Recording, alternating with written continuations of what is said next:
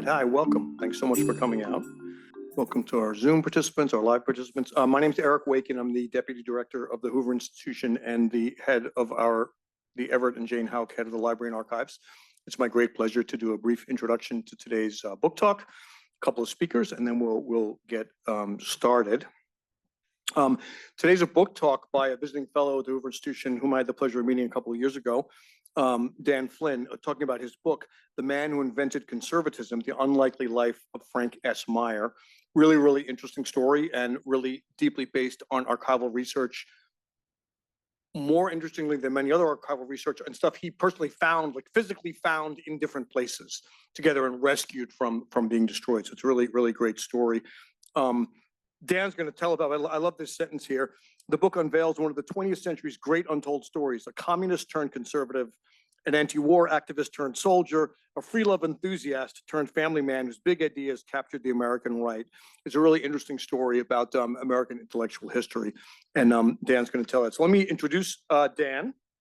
I also want to thank a few of our colleagues who helped us out. This talk is done in conjunction with the Hoover History Lab, led by Senior Fellow Steve Kotkin, and it's part of a number of talks and events we do at the Library and Archives in conjunction with different parts of the institution. So I'm grateful to Steve's help and support, the support of the overseers of the Hoover Institution, our board of directors who pay for everything we do. Nothing we do here would be possible without their support. And for all my colleagues from the events team, the Library and Archives team who helped make this possible. So thank you in advance. Now to my two speakers, Dan and the commentator. Dan Flynn is a senior editor with the American Spectator. He's the author of 7 books, including Intellectual Morons, How Ideology Makes Smart People Fall for Stupid Ideas. He's a Marine veteran. He's been a visiting fellow at the Hoover Institution for the 2024-25 academic year and last academic year and last year, and he lives in central Massachusetts. He's going to talk about his book and his research. Commenting on the book and the research is Peter Berkowitz, who is on Zoom, the Tad and Diane Taube Senior Fellow at the Hoover Institution. He's also a columnist for Real Clear Politics, the Director of Studies for the Public Interest Fellowship. From 2019 to 2021, he served as the director of the State Department's policy planning staff and executive secretary of the department's Commission on Unalienable Rights. Peter's the author of a number of great books, recipient of the Bradley Prize, and just published a book on Israel that was presented here last week. Hello, Peter. Thank you for being here. So Dan will talk, Peter will comment, and then we'll take some questions. Please welcome Dan Flynn up to the stage. Thank you.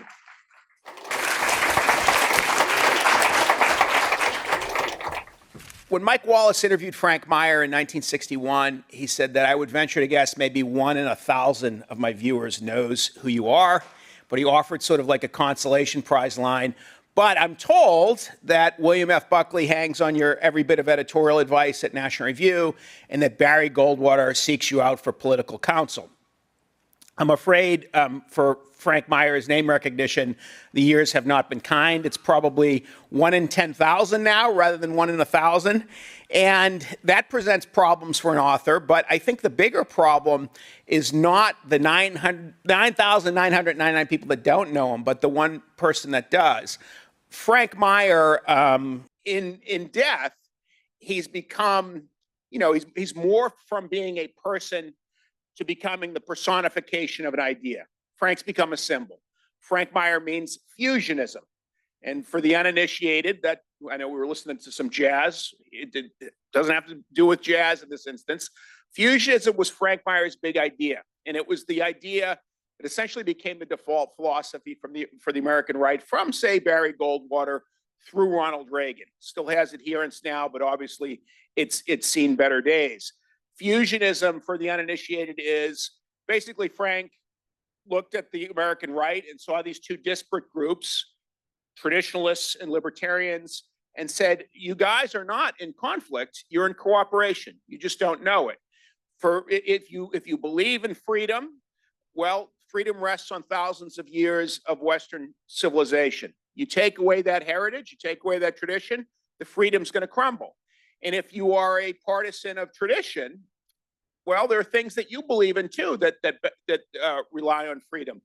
Things like virtue. You can't have virtue without freedom. If you have coerced virtue or rote virtue, that's not virtue at all. Freedom is sort of a precondition of virtue. So you guys are not supposed to be having a fight. You guys are supposed to go together. And people thought, hey, that's a pretty good idea. And so it captured the right. Now, the problem for a biographer is that, you know, I mean, that's what I knew about Frank coming into this project, was that he had this big idea. People that have big ideas are usually boring. They're people that don't, you know, take a guy like James Burnham. James Burnham was Frank's enemy, Frank's rival at National Review. And Burnham had some interesting things in his life. I mean, Trotsky, hanging around with Trotsky, he was in the CIA.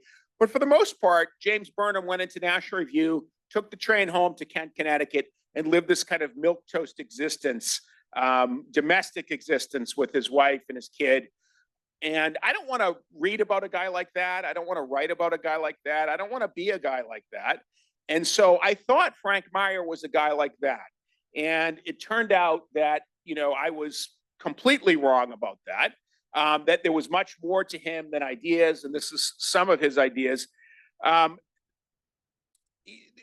way I found this out was that Frank, well, put it like this, that a guy, you know, most of these ideologues, people like Burnham, led a rather gray existence. There are exceptions. There are people like Whittaker Chambers, you know, the ex-communist, or Wilmore Kendall. So for the post-war conservative movement, those guys lived in Technicolor, Kendall being Bill Buckley's teacher at Yale and a rather tempestuous force at early National Review. And then you go to Frank Meyer, and I didn't know this at first, but Frank is someone who operated in 3D. You know, Frank really popped off the page. And I discovered this in a warehouse in Altoona, Pennsylvania. It took me a couple of years. I came here, I looked at the papers of Frank Meyer here at the Hoover Institution. I said, something's off here. They don't have his letters. They don't have his photographs. They don't have his tax returns, all the things that you expect to see in an archive. What does somebody keep over the course of their lifetime? That's what you want. That's what you can expect to see in an archive. That wasn't here. And I said, where is it? And so I started calling around. And about a year into the project, I came upon a couple, year and a half into the project. And they said, well, we donated all of Frank's papers to Hoover. And I said, no, you didn't. And they said, yes, we did. I said, no, you kept some of them. And they said, no, we donated. I said, no, you don't know it. You have them. You just have them somewhere. You just don't know it. And this went on for a while. And finally, rather nonchalantly, they revealed that they had a warehouse. I said, take me to your warehouse. And so this is in Altoona, Pennsylvania, not far from where Luigi Mangione was captured at a McDonald's, not far from there. And in there were 663 boxes. 15 of them contained the life papers of Frank Meyer. This is like, you know, homemade Christmas cards from Joan Didion. There are like one-off letters from Tolkien and C.S. Lewis and J. Edgar Hoover. And there's a huge collection of material from people on the post-war right. 1,000 letters from Wilmore Kendall and Meyer, 1,000 letters from Brent Bazell and Meyer. There's hundreds of letters from William F. Buckley that are not in his collection. There's some stuff that I think was actively censored from Buckley's collection that is in this collection. Leo Strauss letters, Henry Kissinger, you can go on and on and on. So in that, I was able to write an original book about a very original man. And Frank, whether you're talking about him as a communist or whether you're talking about him as a conservative, what I learned from the archive is that he had Riz. You know what Riz is? I come on a campus and oftentimes I hear professors say words like, you know, dialectical and problematic and hermeneutics. And I'm like, hey, what is all this? Well, Riz is sort of like an opposite word to that. It's created not by very intellectual people, but by Generation Z, sort of means someone that's like shorthand for charisma, right? Frank had Riz. And Frank's life also had what I will call the 5 S's. His life overflowed with sex, suicide, Satanism, yes, and there's a poem, one of his odes to Satan, Stalin, and secret agents. And so Frank, this is not kind of the Satanism where you're like putting on a hood and lighting candles and inviting a bunch of goats in the room. This is more Milton's Satan, but you would not expect someone who is a founding father of the post-war conservative movement to at one time in his life be writing poems about sex and Lucifer. And here he's doing that. And that's one of the documents in the collection. I think if you have two of the S's, you got an exciting book, or an exciting life. And Frank had all five. I think for someone like Frank, he really had kind of a Forrest Gump life in the sense that he goes through all of the big players, or many of the big players of the 20th century, in ways big and small. People like T.S. Eliot, H.G. Wells. He's best friends with Eugene O'Neill Jr., so he's intimately involved with Eugene O'Neill. And then you go later, and you know people like J. Edgar Hoover and William F. Buckley and many others. His active life as sort of an activist starts in Great Britain, and he goes there in the late 1920s. Let me say a few things about Riz before we get to that.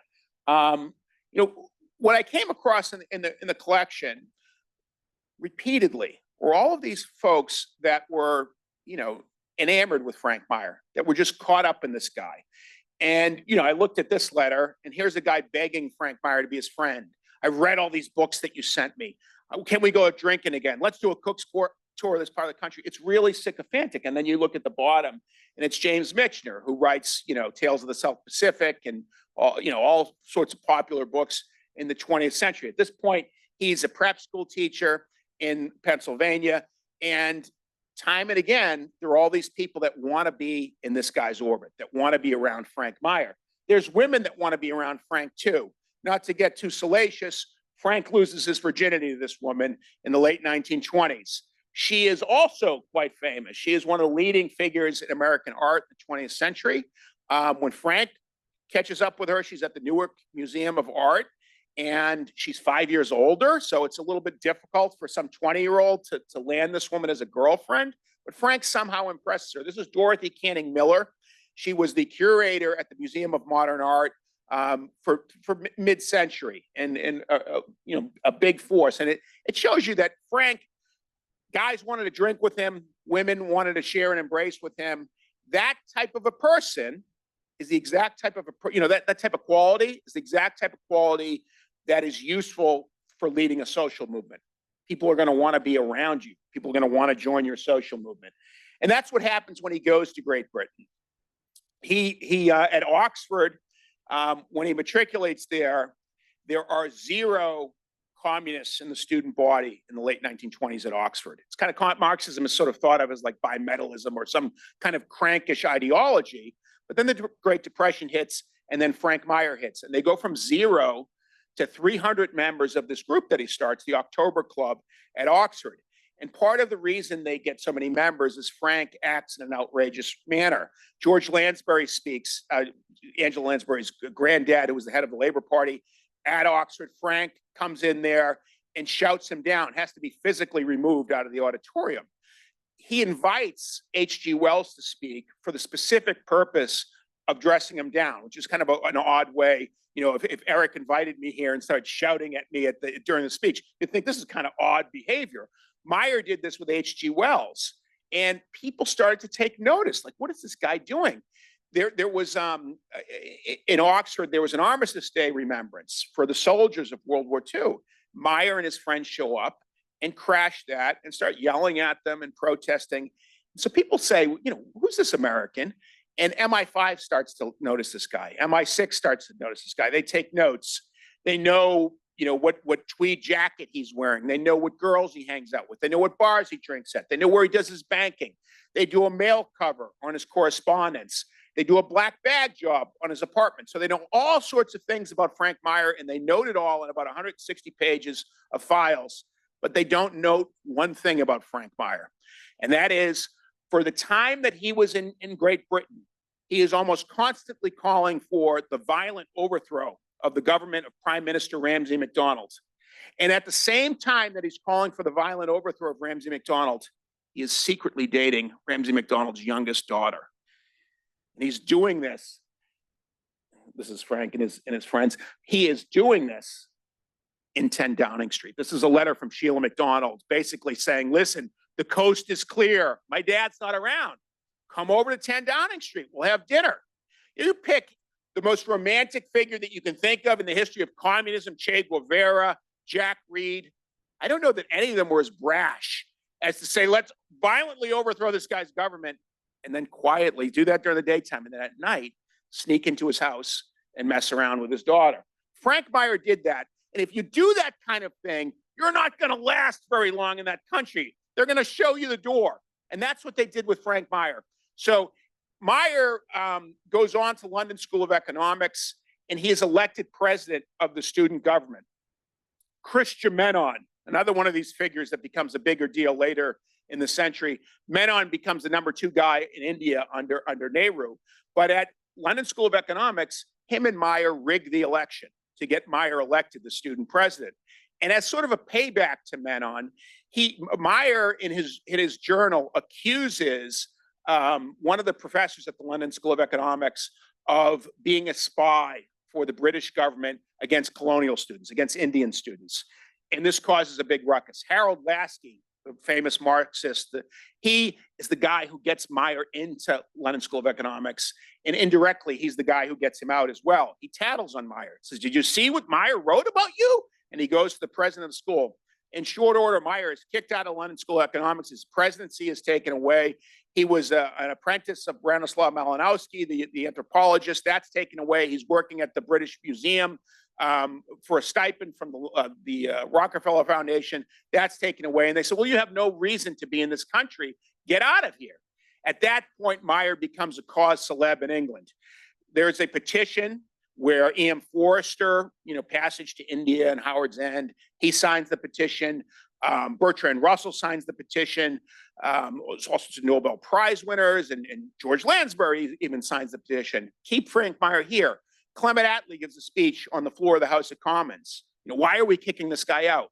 Michael Straight, who some of you may remember as the publisher of the New Republic, who later became, who earlier had become a Soviet spy, he got cut off in communism under Meyer's tutelage or his orbit, his charisma in England. And he remembers marching around London with other students chanting, "Free Frank Meyer, free Frank Meyer." So Meyer becomes like a free Mumia character, free Angela Davis. He's one of these characters. And there's this big movement to keep Meyer in the country. But, I don't care how much charisma you have. I don't care how many connections you have. You are not going to stay long in the country if you're, the widowed Ramsay MacDonald, you're messing around with Sheila MacDonald. They're going to get you out of there. So Meyer gets deported on June 1st, 1934. He goes to Paris, immediately starts working on peace activism for a guy that some people in the audience will know his name and some people not. Peace activism for Walter Ulbricht. Does anyone remember Walter Ulbricht? So Walter Ulbricht was the longest serving dictator in the short-lived history of that country, East Germany. He's the guy that put up the Berlin Wall. By that point, 1934, he had already ordered the murders of 2 policemen in Germany, and they're working on peace activism together for Stalin. Meyer goes back to America, and in the United States, it takes him about 10 years to reach that level in the Communist Party in the United States that he reached in England. In England, he's on the board of the Communist Party. He's the head of the Student Bureau. He's a bigwig from an early age. In the United States, he's sort of like a mid-level manager. He is the director of the Chicago Workers' School. He writes in communist publications, but he's not a big deal until in 1943, he's at his wit's ends with communism, and he writes a letter to Earl Browder, who's the head of the Communist Party. And he says, listen, we had a better go of it in the 30s when the slogan was communism is 20th century Americanism. We had it, if we want to get communists into our, if we want to get bowlers into our party, we need to stop hammering on Marxism, and we need to fuse Marxism with the American tradition. We need to fuse Marxism with the American founding. And This may sound familiar to what I was saying earlier in the lecture. That's the exact template that he used with conservatives. He figures out at a certain point, well, Marx doesn't fuse with the American tradition. What does? What does fuse with the founding? What does the founding mean? He figures that out later. But in the short term, this works out very well for him and keeps him in the party. He had taught at the Chicago Workers' School, and now he was teaching at something called the Jefferson School. Browder goes from being the general secretary of the Communist Party of the United States of America to being the president of the Communist Political Association. They used to sing the International to start their meetings. Now they're singing the Star Spangled Banner. They try to Americanize the party, and this goes really well for them. They're almost seen as like an extension of the American left. They're not sort of this taboo group, but there's someone that's, on the extreme left of mainstream liberals, because we're at that point, allies with the Soviet Union. And so for a very brief period, people are thinking them differently than they thought of maybe during the Nazi-Soviet pact. Something happens. In 1945, in May, Meyer writes a review of Friedrich Hayek's The Road to Serfdom, in which it's not really a book review. What it is a man cracking up. You see him having an epiphany on a few pages of the New Masses. This is probably the first time in the history of the New Masses where there was an article which gave a free market thinker a fair hearing. So Meyer's commitments of 14 years start to crumble. And at the same time, his Marxist fusionism starts crumbling too. There's a letter from France from a guy named Jacques Duclos, who's the head of the French Communist Party, and basically says, you Americans have it all wrong. All this cozying up to Truman and Roosevelt, this class collaboration rather than class conflict, cut this out. And basically his warning, there's a Cold War coming. Meyer doesn't get the hint, and Meyer and Earl Browder fight and say, no, we got to keep on this American path. Browder gets thrown out on his face. Meyer uncharacteristically kind of slinks out of the party, and he reemerges a few years later as a mystery witness, a star witness, dubbed by the press, a surprise witness at the longest, most expensive trial in U.S. history, and this is the Smith Act trial. And in 1949 in Foley Square in Manhattan, he helped send to jail Gus Hall, Eugene Dennis, and a lot of his other former comrades. He moves on, and you start to notice something, the language of a right-winger, essentially, in Meyer by 1950. So he has about 5 years where he's kind of a Truman Democrat, and then he becomes very sharply turns to the right. And by 1955, he's present at the creation of National Review.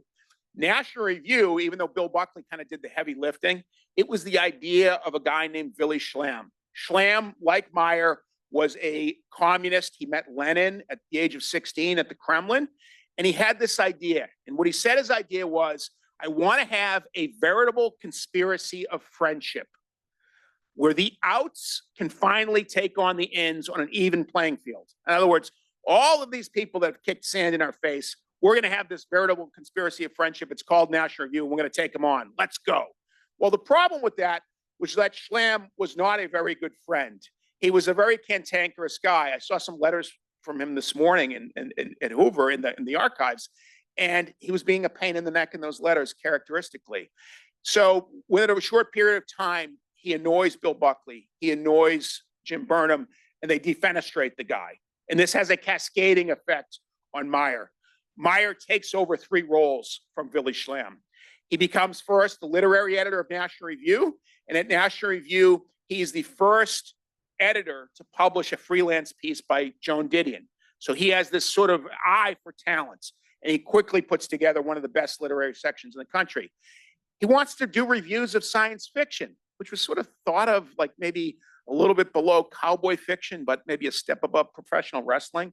Back then, like people really looked down on it. He didn't look down on it. He said, I have my neighbor. He's a science fiction writer. So he gets this guy, Theodore Sturgeon, to do reviews for him. As Theodore Sturgeon is doing 100 reviews for National Review, he is writing for a television show called Star Trek. And that's Earl and Rice of Browder. So that's Meyer at National Review. This is him in with the outs, Gary Wills and Neil McCaffrey. So he gets this guy Sturgeon, Sturgeon's the guy who, if you know about Star Trek, Sturgeon's the guy who comes up with live long and prosper. He comes up with the prime directive. How many people can do this? I can't. There's some people that can do it. There are several people that can. You're like me. There's several. Oh wow. Okay. Oh, wow. Eric can do it with both hands. So he comes up with he writes the episode, which Nimoy comes up with that hand gesture. He didn't come up with it, but he wrote the episode. And so he takes over this literary role from Billy Schlemm. The second thing is he takes over the role as the leader of the anti-James Burnham faction within National Review. Burnham is sort of on the more moderate side of things, and Meyer is on the more purist side of things. The third thing, and they have a fight for the soul of National Review for the last 17 years of Meyer's life. And they don't like each other. The third thing that happens is that Meyer inherits the role of kind of the master of ceremonies of this veritable conspiracy of friendship. And in that role, he is much better suited, as you see from some of the pictures.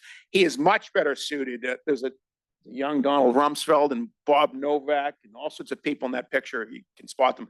He is much better suited for that role than is Billy Schlemm. And so part of the way he does this, part of the way he sort of keeps, erects the skeletal structure of the post-war right is that by telephone. And he's in Woodstock, New York. It's not exactly the epicenter of, the American right wing. And so he's a founder of the American Conservative Union. He's a founder of the Conservative Party of New York. He is a founder of the Philadelphia Society. He's present at the creation of the Young Americans for Freedom, of National Review. And so he does this by telephone and by running up some really crazy telephone bills. And I'll show you a slide on that in a moment. This is Wilmore Kendall, one of his chief collaborators. There's kind of the three amigos, Meyer, Kendall, and Bazell at National Review, and they are fighting Jim Burnham. Unfortunately, they live like a Mad Men existence. They're not. There's a point at which Kendall writes Meyer a letter. Sorry, I couldn't get you the book review. This time, I'm afraid I don't have a very good excuse. Remember that 19-year-old co-ed I told you about? Well, she showed up at my door again, and this time I couldn't turn her away. This is a guy my age, like 51 years old at the time, saying this. And so Bozell is having problems with alcohol and his wife in Spain. This guy's having problems with alcohol. They're all smoked. This one point he writes, Meyer, I've cut down my cigarette use. My normal intake of 70 cigarettes a day. I now am down to 20. So that was his idea. He's on a health kick. That's the characteristic green ink letters and in this, Kendall, this friendship, these three amigos becomes evaporated in this letter where he says to Meyer, he says to Elsie Meyer, I don't understand what you're saying. Quit picking fights with your friends. I don't have a fight with any of my friends. The only friend I have a quarrel with is Frank Meyer. If you're talking about William F. Buckley, who was his student at Yale, who's the editor of the operation, if you're talking about William F. Buckley, nobody has heard me call him a friend for 5 years. He is not my friend. He's my enemy. So there's a lot of drama there. This is Frank's fusionism by phone.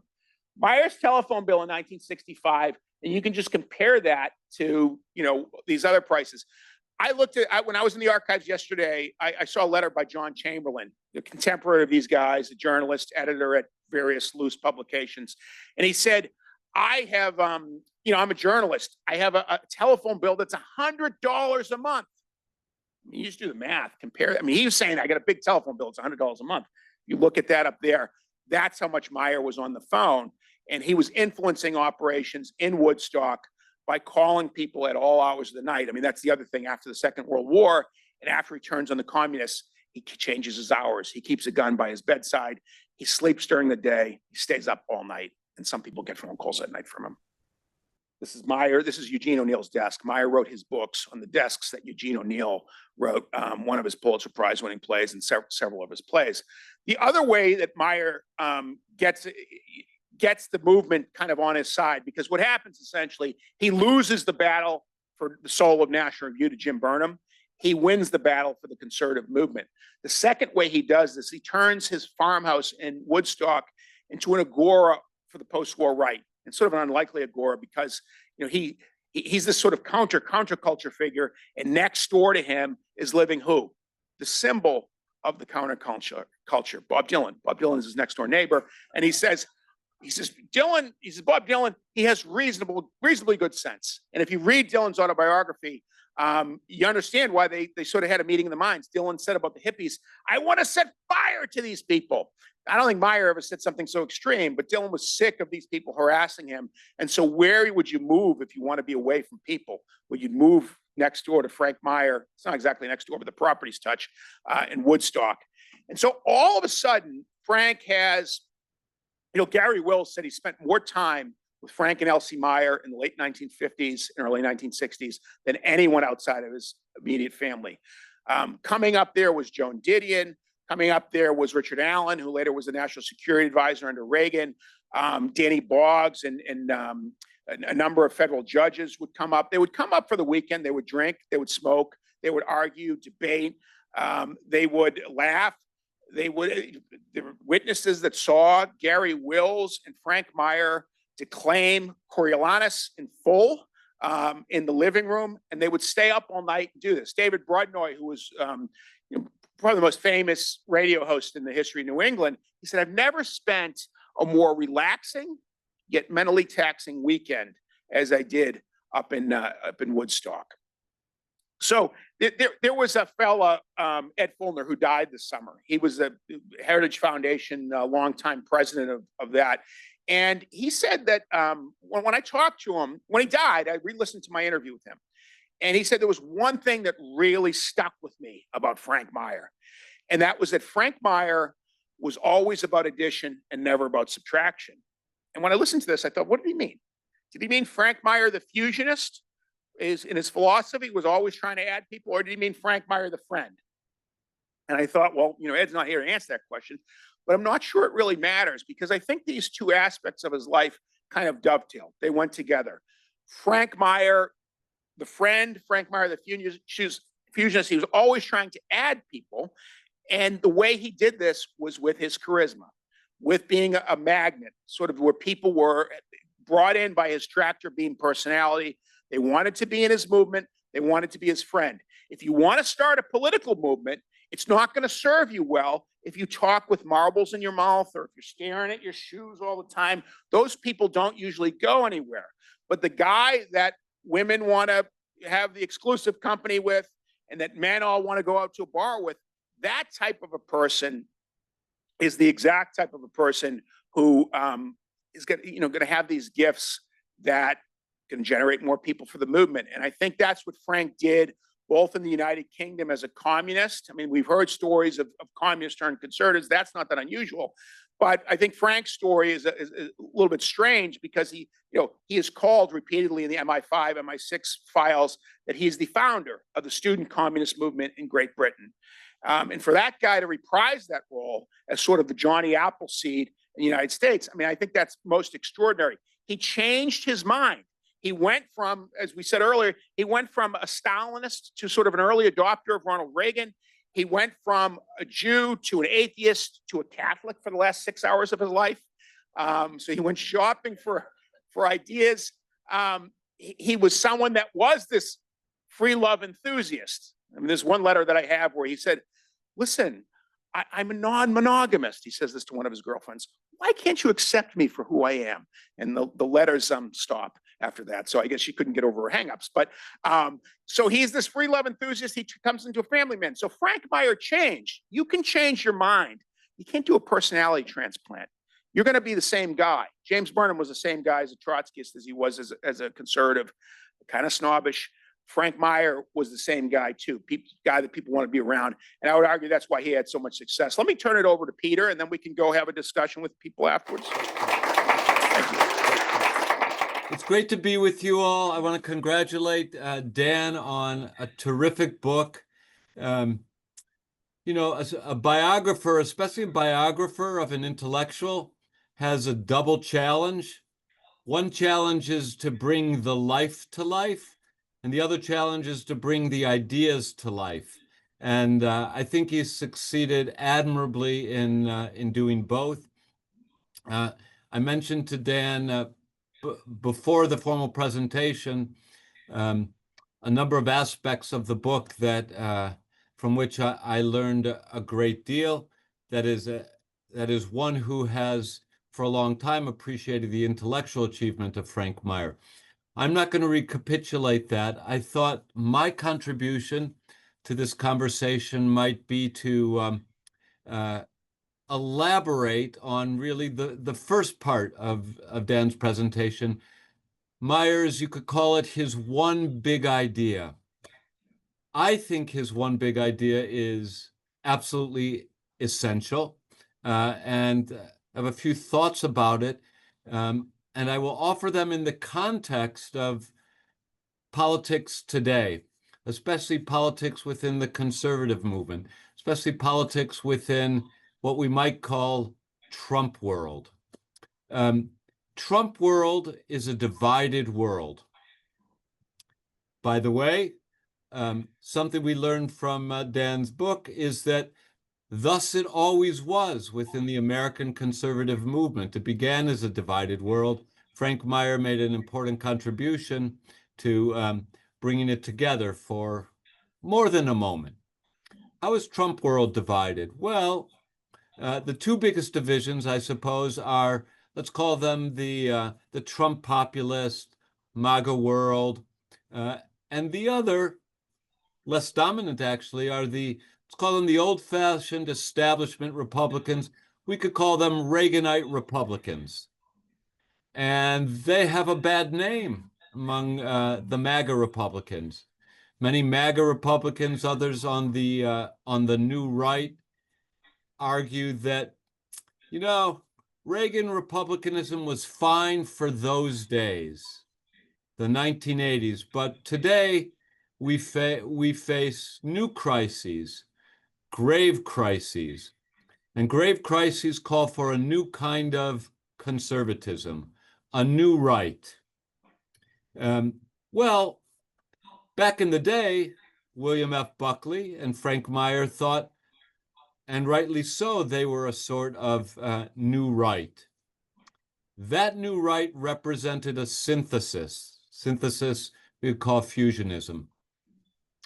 My own view is that if the conservative movement today is to be healthy, it's going to have to affect a new kind of synthesis, not to overcome, get beyond what Buckley, Meyer, Reagan, the political embodiment of all this achieved, but to synthesize. Trumpian populism, that means attention to the discontents of ordinary people with what I regard as the profound truths of the Buckley synthesis. I'm using that now as a synonym for fusionism.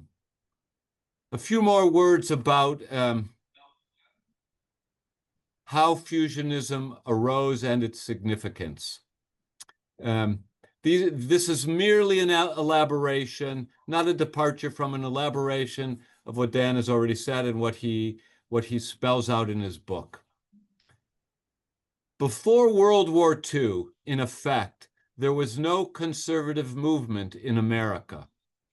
There were conservatives, if by conservative we mean someone who wishes to preserve inherited institutions, traditional norms and sensibilities, indeed constitutional structure. In that sense, of course, there was conservatism, but there was not an organized movement. An organized conservative movement arises in the aftermath of World War II.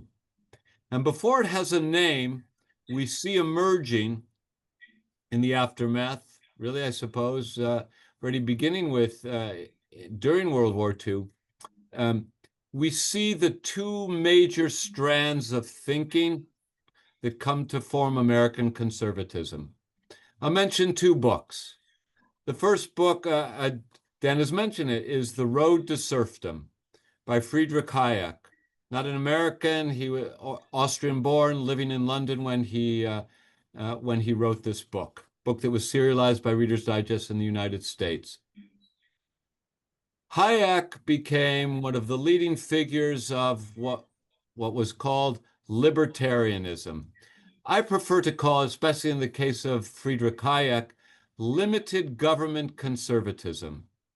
This is a form of conservatism that says that the overarching aim of politics is to preserve individual freedom, and a key to preserving individual freedom is to see that government is properly structured so as to remain limited.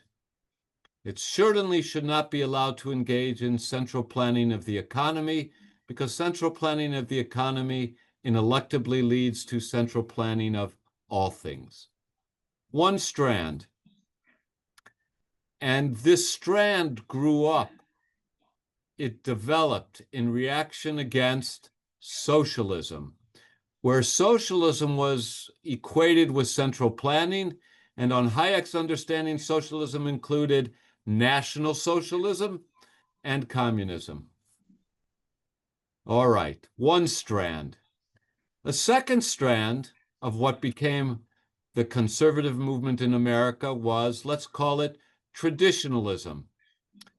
And the classic book, or a classic book, expounding this form of conservatism was written by Russell Kirk, published in 1953, The Conservative Mind. Kirk's focus, of course, is on conserving traditional morality of 2000s of years in Western civilization, especially the morality molded by Christendom, Christian civilization.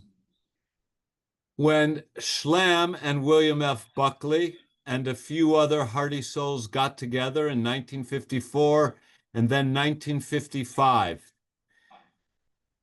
to announce the publication, to form and then announce the publication of National Review, Buckley had a problem. These libertarian or limited government conservatives, they did not like the social conservatives, the traditionalists. We call them today social conservatives. Why didn't they like them? Because they thought these traditionalists, they want to we'd say today, legislate morality. They want the government to take responsibility for promoting virtue. The antithesis of what the limited government conservatives stand for. Well, the traditionalists looked at the libertarians, limited government conservatives, and they said, they're hedonists. They don't want any central authority telling them what to do or how to live. We can't deal with them. They are the antithesis of the traditionalism that we are seeking to uphold.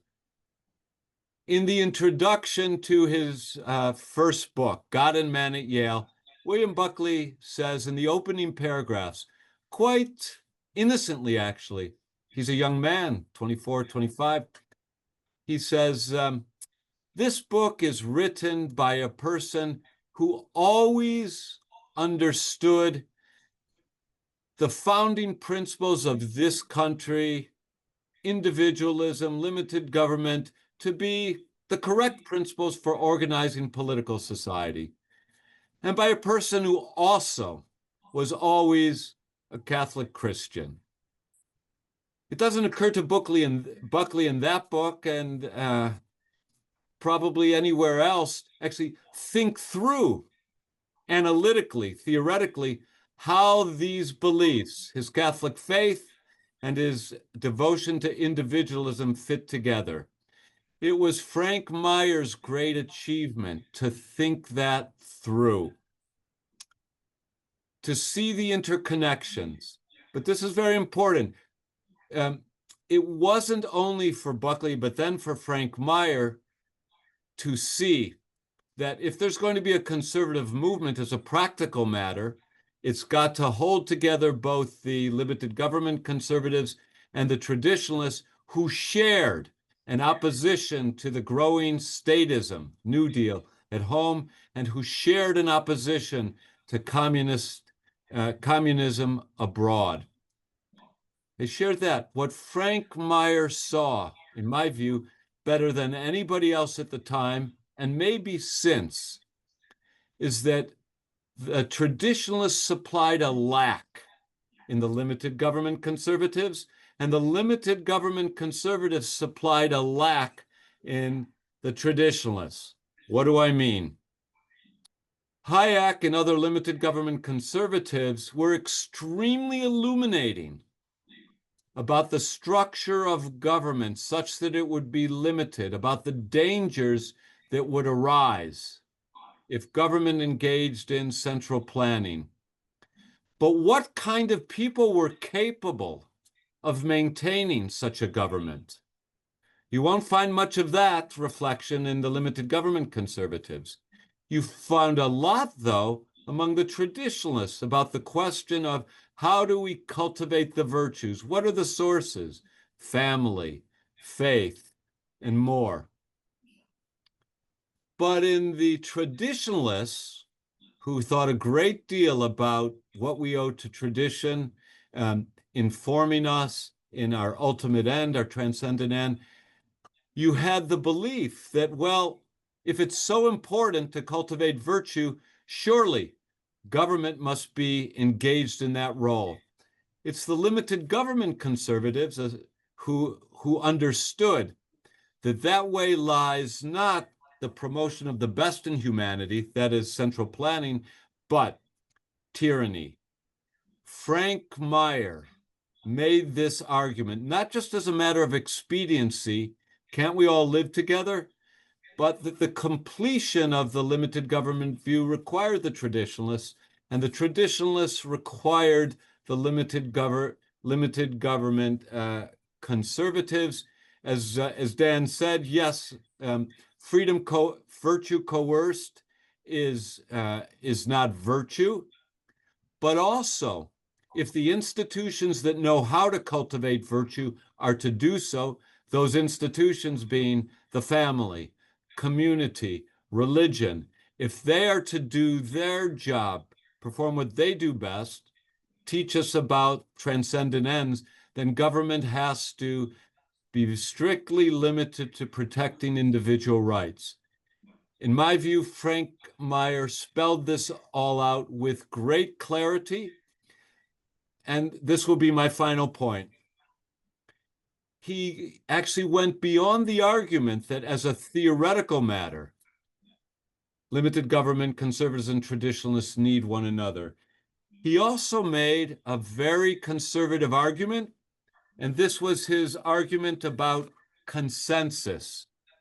I'm going to read from an essay that Dan knows well, in which Frank Meyer is responding to maybe his most famous, but also most beloved critic, L. Brent Bozell. And Bozell charged him with fusing together two ideas that don't really belong together, freedom and virtue. I've already suggested there's a theoretical matter in a free society, they need one another. But Frank Meyer goes beyond saying they need one another, that they're integrated theoretically. He writes this: what I've been attempting to do in fusionism is to help articulate in theoretical and practical terms the instinctive consensus of the contemporary American conservative movement, a movement which is inspired by no ideological construct, but by devotion to the fundamental understanding of the men who made Western civilization and the American Republic. All this is in Dan's book, so I'm just going to emphasize as a final point. What was true in 1962, September 1962, I think is true today. A viable conservative movement has to take its bearings from what a significant portion of Americans think, and to the extent that a significant portion of Americans recognize that freedom is the political foundation for lives devoted to virtue, they are also reflecting the political theory that undergirds the American constitutional order, so that a constitutional conservative is an American conservative, and what Frank Meyer called fusionism is the original understanding of America's founding principles and constitutional order. Thank you again, Dan, for a terrific book. Thanks, Peter. Thank you very much. And thanks, Dan. I'm going to invite Dan up here. We'll take some questions. I have a few, but I'm going to let the audience, Dan will just call on takers. I'll get out of the way if anyone has questions, and then we'll keep going for a little bit longer. And Peter, if you're around, you can take questions too, or as you like. Is there anything you have found out or read about his early childhood? Because it's quite interesting. Usually people who are like very passionate about sort of large conflicting topics, they have this kind of childhood trauma of being slighted in some way, which kind of gives them this huge motor to keep going for a very long time. Because for me, this kind of fits the picture. Some of that does and some of it doesn't. Frank was an only child to basically a capitalist and a woman who was extremely devoted to the temple, to the Jewish temple in Newark, New Jersey. And so he rebels against capitalism. He rebels against faith. He's the only child, and he comes when they're like 40 years old. The father's 45. So the prospect of not having kids is very real to them. They're extremely wealthy. They live in a hotel. He goes to the Newark Academy, which is kind of a fancy prep school. So his childhood is pretty good. Something happens at 14. I have the earliest essay from Frank that I found, which was in an archive in New Jersey, a Jewish archive. And it was this sort of rousing defense of Judaism, saying all these people saying, you know, that that the faith is dropping away. Come to the holy days. See how many people fill up the temple. 2 years later, he wrote an award-winning essay at the Newark Academy saying that, you know, he's defending Bolsheviks, defending atheists. Something happened to him in those years. He goes to Princeton, and I have these letters. If you go to a fancy school, they keep a file on you. Beware. Stanford's got files on some of you. So they have this file, and the headmaster at the Newark Academy says, listen, will you consider Frank Meyer as a student? His Jewish features are unmistakable. However, he's pretty good. Like, this is a good student.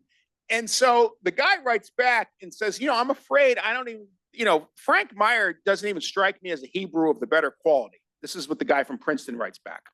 And that there are plenty of, sounds like a parody, but these are actual words. There are plenty of fine, clean-cut Christian Americans that we could accept. Can't we steer Frank Meyer somewhere else so we can have a place for them at Princeton? They reject Frank.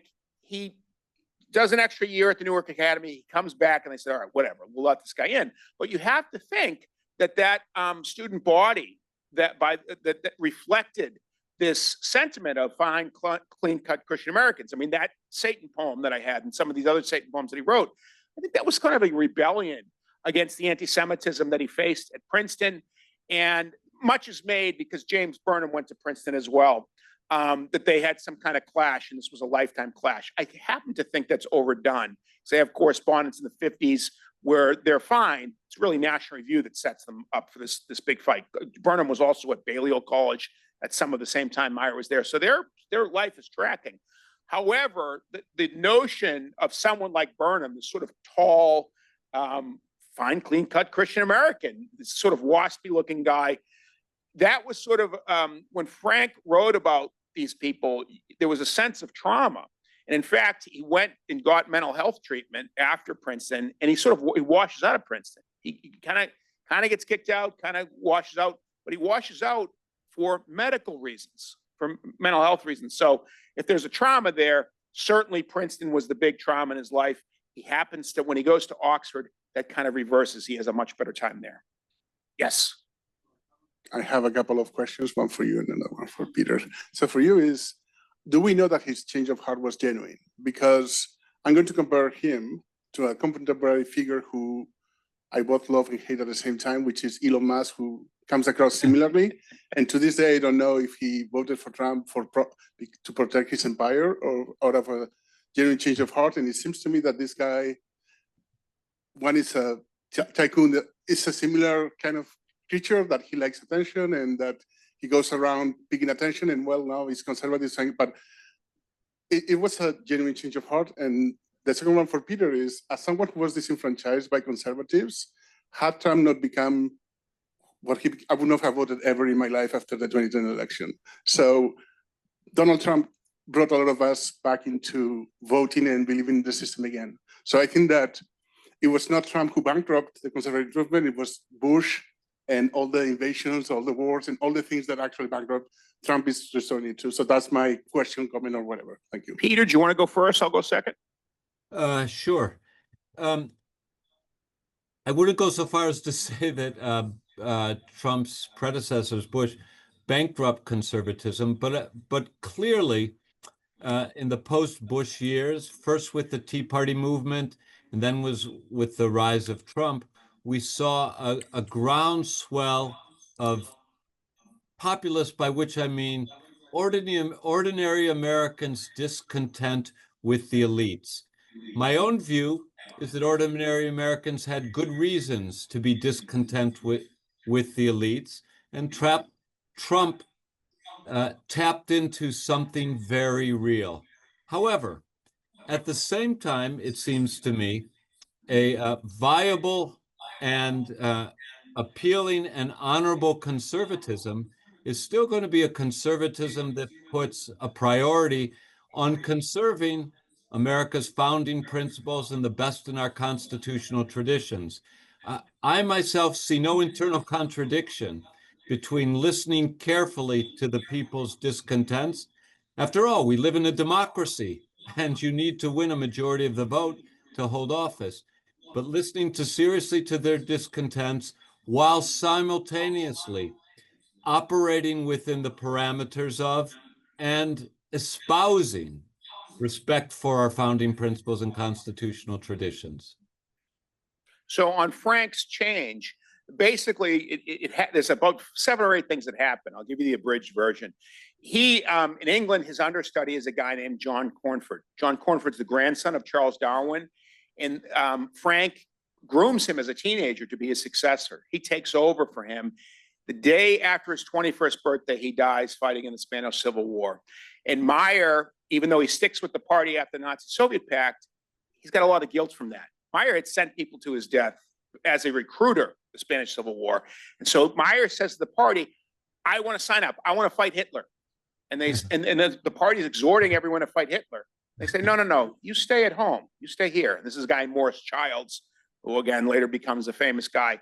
And Meyer says, no, I want to go fight. And they have a big fight for 6 months. And finally, they let him go. And Meyer thinks there's a contradiction there. That's a little odd. He goes in the squad bay. He had led this socially sheltered existence. And he finally meets the proletariat that Marx had been talking about. And these bricklayers and electricians, they don't want to overthrow the government. They're not this and he's, wait a second, Marx told me that these guys would be itching to overthrow the government. So he realizes there's something up there. He reads the Hayek later. I talked about some of that. Another thing that happens, and this is something unique to the party, well, I think it's unique to the party, it's unique to cults in general, is when the party realizes Frank is too far gone to stay in the party, they go to Elsie Meyer, his wife, and say, listen, Frank's no longer salvageable, but we think you are. Go divorce Frank and stay in the party. This lady worshipped Frank, and, they're like, we're gone. And they leave. I think Frank's change of heart was genuine. I think part of it was reading Hayek, but probably a bigger part of it was his experiences in the party. I didn't go into much detail, but Frank was buddies with a guy named Louis Budens, who was the biggest witness against communism that there ever was. I mean, he testified in more things. They both talked, and they came up with this idea of fusionism for the Communist Party. And Budens was sort of the messenger to Browder. I think in the letter that I have from Budens to Meyer, when Budens leaves the Communist Party, this is so dramatic.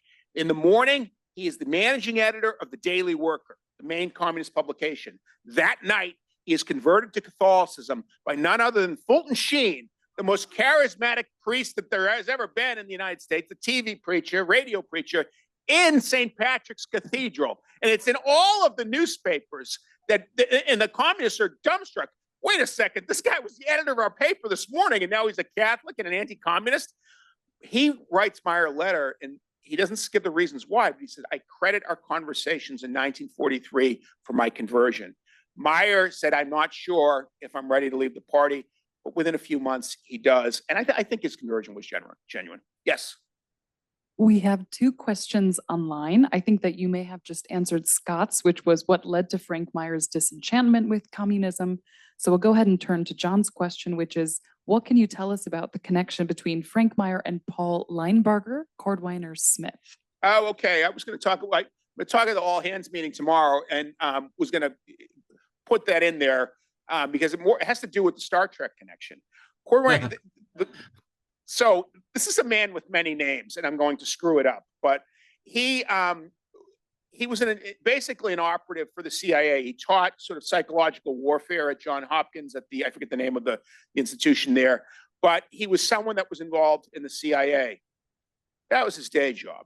At night, he was writing science fiction. And in 1967 or so, he dies young. He's like my age, and he dies. And he'd been a very successful science fiction writer. He's an up and coming guy. So this guy had obviously very intelligent. And Theodore Sturgeon, the Star Trek writer, wanted to pay tribute to him in National Review. And when he saw what was actually printed, he says to Buckley, "I'm resigning from the magazine. You have every right. It's your soapbox to print anything you want to print. But if you're going to put words in my mouth, I'm offended, and I don't want to write for you." And so this connection that he had with Cordwainer Smith, the sci-fi writer, led to this dramatic moment where Meyer's like, "No, come back. We need you to write these sci-fi op-eds." And Sturgeon's devotion to Cordwainer Smith and how much he loved this guy as a science fiction guy. Buckley writes him a letter back, says, "Please, come back." He doesn't apologize, but he sort of begs him back. The interesting thing about that is that, Buckley and Burnham, who probably rewrote the Sturgeon piece in National Review, they were in the CIA.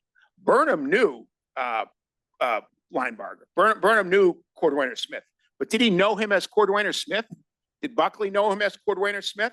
So they're having this big fight about this dead guy, where Buckley and Burnham know him as Paul Anthony Meyer and Linebarger. And the other fella, Sturgeon, knows him as Cordwainer Smith. And I don't think they ever put the two and two together, that this nom de plume of this CIA operative in sci-fi was the same guy that they had served with in the CIA. I know what Sturgeon wrote. Well, Sturgeon wrote Shore Leave and Amok Time. So I don't know if you know those. One of them I thought was better than the other. I think I like Shore. Yeah, I didn't like Amok Time. And Sturgeon in his writings was always mixing like romance and sex with science fiction. I don't think those things go together. Like nerds, thinking about nerds, So I'm not into some of his stories. But Shore Leave was kind of psychedelic. And in fact, one other piece of trivia, Sturgeon wrote the 27th episode of the third season of Star Trek, where William Shatner was going to direct the episode. And NBC stepped in and said, "No, you guys are gone." And so there was no 27th episode. The season was over. I arrived very late. I apologize. Okay. If I missed something about the Spanish Civil War, that how Frank Meyer viewed it at the time, since that he was transitioning ideologically, questioning.